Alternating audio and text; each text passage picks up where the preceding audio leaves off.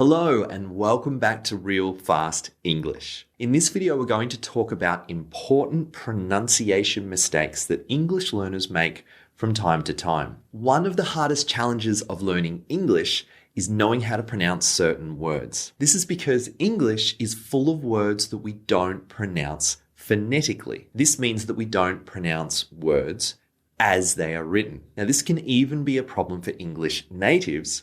Like, I sometimes struggle when I encounter unusual words that I have never heard in a conversation. English natives might say, "Oh, is that how that word is said?" after they hear a word pronounced properly that they have read many times but haven't said out loud. So for today's lesson, we're going to focus on common English words that have silent letters in them. Specifically, we're going to look at 15 common English words with a silent L. Now, we're going to put this in order from words where I'm less likely to hear English learners make a mistake to words where they're most likely to make a mistake. So for the first three words on the list, we have these three words here.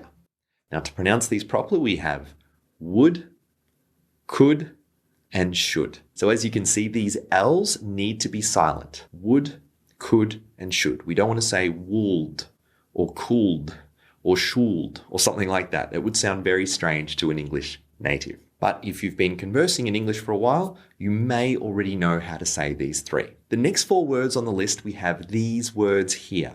Now, the difference between these four words and the first three is I do hear non-native English learners using an L in these words from time to time. Now, it's not that big of a deal in reality because there are certain regions of the US that will actually pronounce these words with an L. So as an English teacher, can I really say that it's a mistake to include an L here?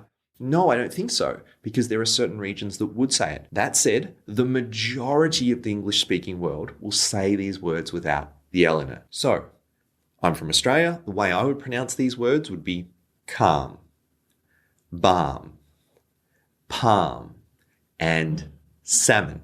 Now, if you're from the UK, it might be calm, balm, palm, and salmon. Now, if you're from the US, you can still say it without the L, and most Americans will say it without the L. So calm, balm, palm, and salmon. But as I suggested, there will be certain regions where they might say calm, balm, palm, and salmon. As an English learner, you have to decide which region you're most interested in learning. But I would say in most instances, even if you are focused on the US, it still is better to say these words without the L. So the next two words on the list, we have two very important verbs, to talk and to walk. Again, we want to avoid the L with these two. This could be very confusing to an English native.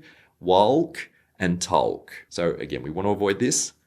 Talk and walk. Next on the list, we have these two. And these are pronounced calf and half.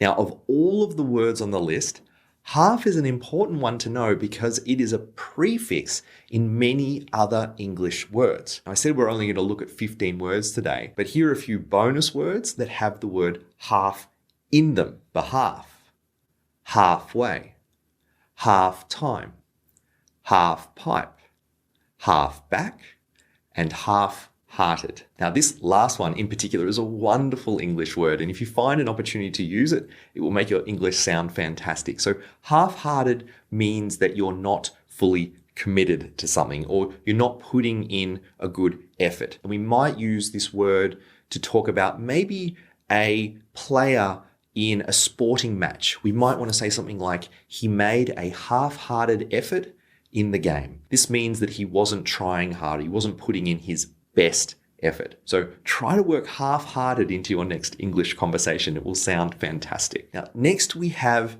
these four words here.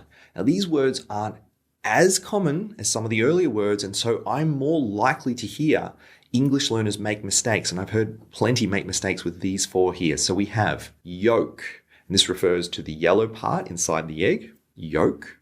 Then we have chalk, and this might be like chalk that we use to draw on a blackboard. Then we have this one here, which I know is sometimes difficult to pronounce in other languages as well, kernel, colonel. And the last one, this is a really important one, folks. Now, this is a famous one because it's at the end of a lot of kids' cartoons. When I was growing up watching cartoons, they would always end with, "That's all, folks." That's all, folks. So we can use folks to refer to people, and this is a very important word. So again, we want to avoid the L in this one, folks. All right, so that ends today's lesson. Please like and subscribe if you haven't already, and leave any comments or questions that you would like me to cover in an upcoming video in the comments section below. So how did you find these words? Are these words that you've made mistakes with? Let me know. I would love to hear from you. So thanks so much for watching, and I'll see you in the next video.